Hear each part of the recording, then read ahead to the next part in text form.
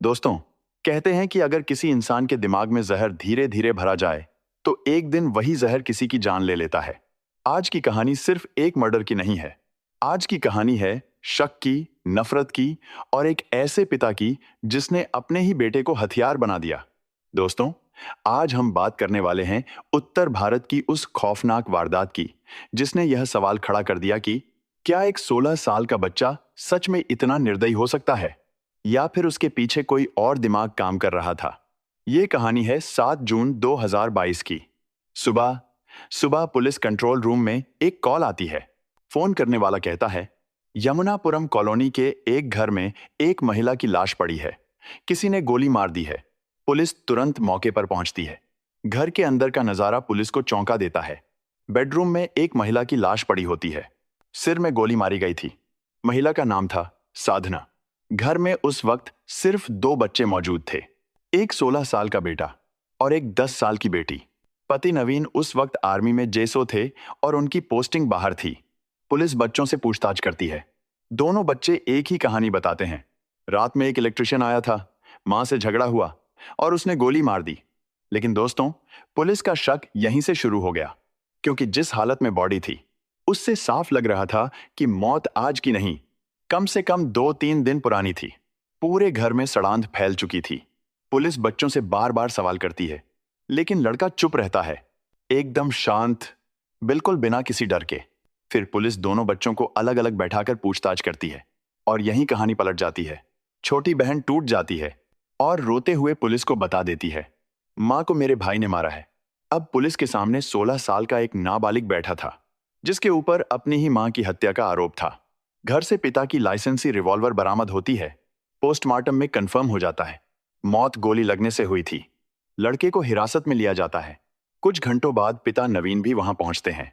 Police को बयान देते हुए वह कहते हैं, मुझे पहले से डर था, मेरा बेटा कुछ गलत कर सकता है।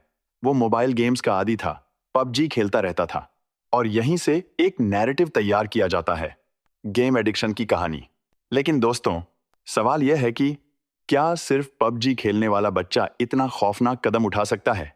जब पुलिस ने लड़के से दोबारा सख्ती से पूछताछ की और कहा कि बहन और पिता सब कुछ बता चुके हैं, तब लड़का टूटता है।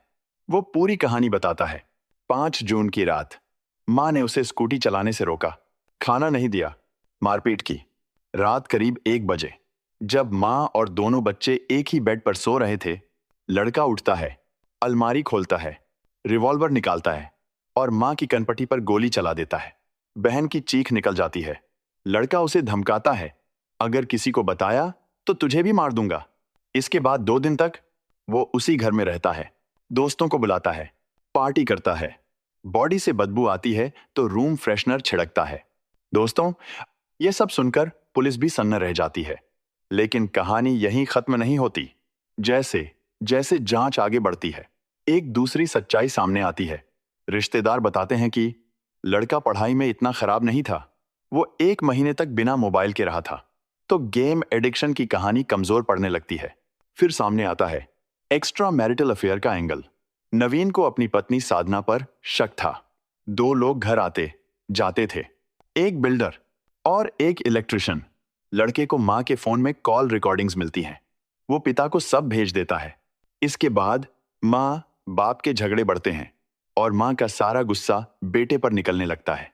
यहीं से बेटे के दिमाग में मां के खिलाफ नफरत भरनी शुरू होती है। सबसे खतरनाक बात, नवीन अपने बेटे को रिवॉल्वर चलाना सिखा रहा था, उसे सुधार गृह की कहानियां बता रहा था और बेटे को मां पर नजर रखने के लिए इस्तेमाल कर रहा था। धीरे धीरे बेटा सिर्फ एक बच्चा नहीं रहा, वो बन गया एक मोहरा। जांच में यह भी सामने आता है कि हत्या की रात बेटे और पिता के बीच वीडियो कॉल हुई थी, करीब आधे घंटे की बातचीत। लेकिन उस बातचीत में क्या हुआ, आज तक कोई नहीं जानता।